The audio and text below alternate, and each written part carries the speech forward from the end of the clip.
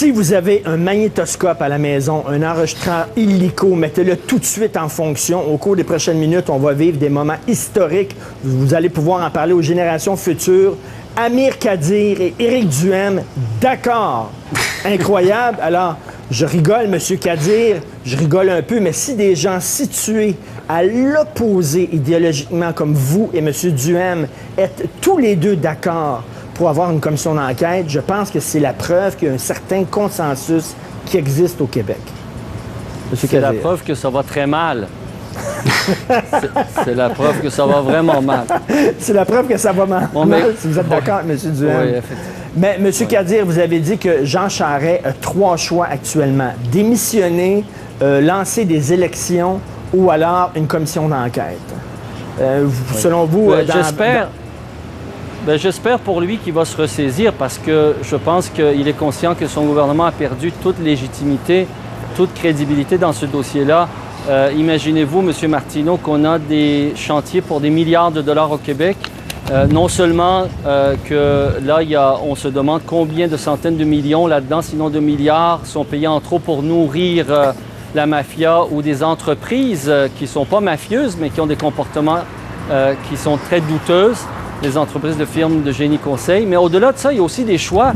Imaginez-vous, par exemple, qu'au lieu de dépenser 4 milliards de dollars dans le chantier de la Romaine, on avait investi ça dans l'énergie solaire. On deviendrait des leaders mondiaux dans la recherche, dans le développement.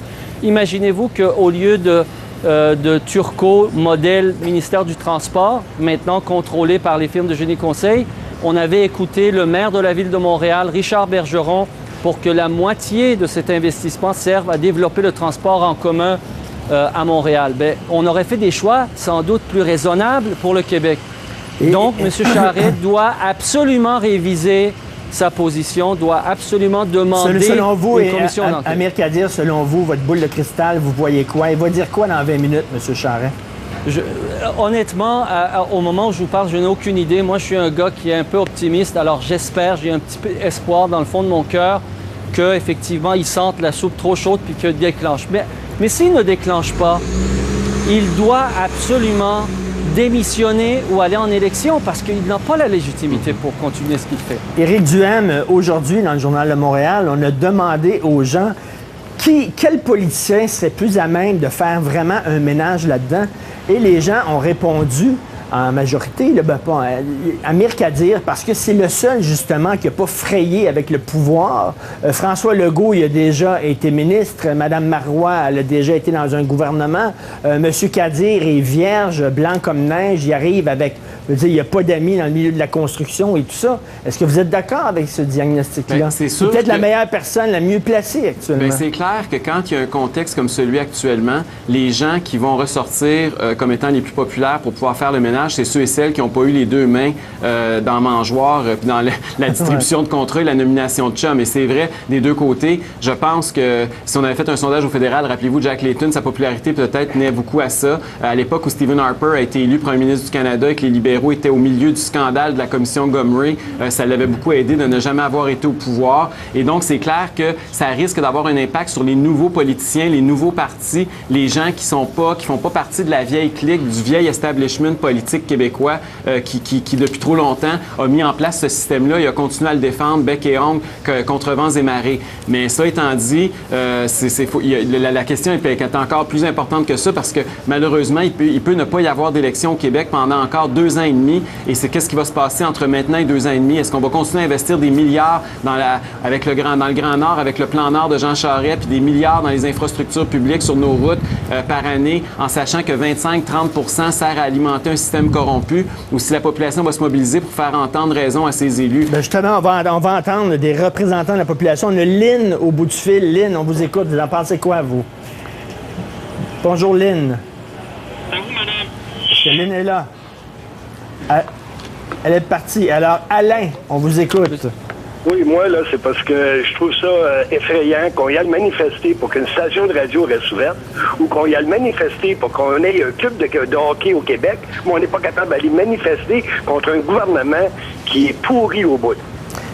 Sacrée bonne question. Merci beaucoup. Amir Kadir, vous parlez souvent des citoyens. C'est important que les citoyens s'impliquent. Si aujourd'hui, M. Kadir, si dans 15 minutes, M. Charest refait jouer le même disque, c'est-à-dire, ça nous prend des enquêtes policières, je ne veux pas... S'il répète la même affaire, croyez-vous que les gens en ont suffisamment ras-le-bol pour qu'ils sortent dans la rue, comme ça se fait dans plein de pays ces temps-ci? Les gens sortent dans la rue. Oui, bien écoutez, oui, ben, on l'a fait au Québec aussi. On n'a pas juste manifesté pour un club de hockey, pour une station radio. Rappelez-vous les grandes mobilisations l'été dernier ou l'automne dernier contre les gaz de schiste ou la manière dont c'était fait. Moi, je suis assez confiant. Il y a déjà plein de réseaux, plein de milieux qui pensent à une grande manifestation. Je les encourage. Mais au-delà de ça, moi, je ne ferai pas ça tout seul, bien que les gens aient confiance et je suis reconnaissant. On va travailler avec les autres députés. Moi, je salue la suggestion de Mme Sylvie Roy de l'ADQ. Je pense que si on n'a pas de commission, on va tout faire notre possible pour forcer le gouvernement à suspendre tous les grands projets de chantier au Québec. Je pense à Turcot, je pense à la Romaine. Tout ça, ça a été décidé justement en fonction des firmes d'ingénieurs qui contrôlent les décisions. De les suspendre le temps qu'on puisse les examiner en commission parlementaire de manière transparente. Qu'on voit qu'est-ce qui a été décidé, comment, si c'est correct, si les dépassements de coûts sont justifiés ou pas. Sinon, bien, on réexaminera tout ça. Éric Duhem, comme dit Amir Kadir, il faut vraiment que ça aille mal pour que vous soyez d'accord et qu'Amir Kadir appuie l'ADQ. C'est vraiment assez surréaliste. Je pense que ça prouve une chose, ça prouve que Jean Charest est en train de réussir à faire l'unanimité contre lui présentement au Québec s'il s'entête à refuser la tenue d'une enquête publique et indépendante. Éric, je parlais hier avec l'auteur-compositeur Stéphane Venn. C'est quelqu'un qui n'a pas la langue dans sa poche. Puis il dit au Québec, là, pour que ça bouge, il faut vraiment que ça aille très, très, très, très mal. Sinon, on est confortable. Sinon, on reste assis. Si, M. Charest, je reviens, et ma question fait jouer le même disque, est-ce que tu crois qu'on va assister à un mouvement populaire? Bien, je le souhaite ardemment, puis j'encourage les gens, effectivement, à se joindre à des mouvements comme celui-là. Puis effectivement, je pense que M. Kadir, dans ce dossier-là, a la bonne attitude, c'est-à-dire qu'il va falloir qu'on mette la partisanerie puis nous-mêmes, nos idéologies de côté, qu'on les mette au vestiaire quand on va embarquer dans ce débat-là et que tous les Québécois se donnent la main pour obliger le gouvernement à faire la lumière. Puis si le gouvernement est trop corrompu, est incapable de porter la lumière sur ses tâches, bien, il va falloir qu'il s'en aille. Il n'y a pas 56 000 solutions. On ne peut plus continuer à mettre des milliards à faire en sorte qu'un pourcentage très élevé de cet argent-là aille remplir les poches de gens malhonnêtes puis que le gouvernement cautionne ça. C'est inacceptable. Il faut que ça cesse d'une façon ou d'une autre. On a Dominique en ligne. Dominique, si jamais il y a un mouvement populaire de gens qui sortent de la rue, est-ce que vous allez en faire partie, Dominique? Monsieur Martineau, le problème, savez-vous c'est quoi, Monsieur Martineau? C'est quoi? Ça fait 50 ans que ça existe, ce système-là. Ouais. Monsieur les politiciens qui sont à la télé aujourd'hui, ils viennent de se réveiller, là, ça fait des années que ça existe. Ils viennent de réaliser. Ils vont aller en cours, qu'est-ce qu'ils vont faire? Tous des surmuets, ils vont payer des amendes. C'est une perte de temps. OK, mais Amir Kadir, est-ce que c'est... là-bas qui cherche des votes, là-bas, là, c'est une perte de temps, il n'y a personne qui parle. Merci beaucoup. Amir Kadir, une commission d'enquête, est-ce que c'est vraiment la solution miracle? Est-ce qu'on ne va pas encore dépenser des millions et des millions de dollars pour finalement des gens qui ont des pertes de mémoire? On n'apprendra rien, ça ne donnera rien comme bastarache. Malheureusement, M. Martineau, il y a des exercices qui s'imposent des fois. Que ça coûte cher ou pas, il faut le faire. Maintenant, quel type de commission d'enquête? On peut toujours discuter et trouver des moyens en apprenant des erreurs passées, que ça ne soit pas un show, que ça ne soit pas une manière de détourner l'attention ou de noyer le poisson.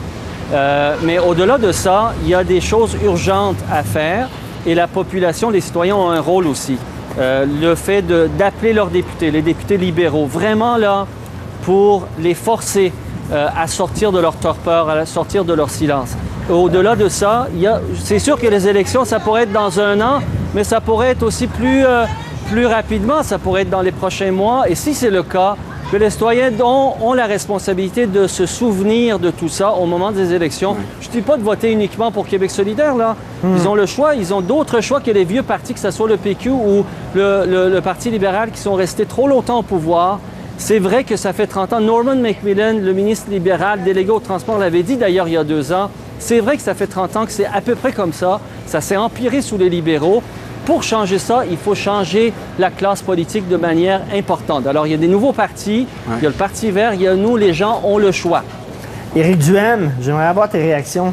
Bien, écoutez, le téléspectateur qui vient de nous appeler a parfaitement raison. C'est pas d'hier que le domaine de la construction au Québec est corrompu. Mais ça veut dire quoi? Rappelez-vous la commission. On en a fait une commission d'enquête en 1974 présidée par le juge Robert Clich. Et malheureusement, les recommandations n'ont pas toutes été appliquées. Et j'espère que si on fait une commission d'enquête, il faut aussi que le gouvernement s'engage à respecter les recommandations qui vont sortir de ça. Parce que si on fait juste une commission d'enquête pour répondre aux besoins de la population, puis envoyer quelques corrompus en pâturage aux médias, ça sera pas suffisant. Il faut changer le système. C'est pas juste quelques individus. Le problème au Québec, ce n'est pas des individus malhonnêtes. Il y a 37 ans, c'était pas le même monde dans l'industrie de la construction. C'est le système qui est problématique et c'est ça. Il faut aller à la racine du mal, pas juste changer de face de personnes qui nous volent. Il faut vraiment aller au fond des choses. Et j'espère que si on fait une commission d'enquête, il va y avoir des suites. Il faut pas juste une commission d'enquête, il faut des actions aussi. On s'en va à la pause. Oui, justement, il faut des actions. Il y a un gars qui a écrit un best-seller qui s'appelle « Indignez-vous ».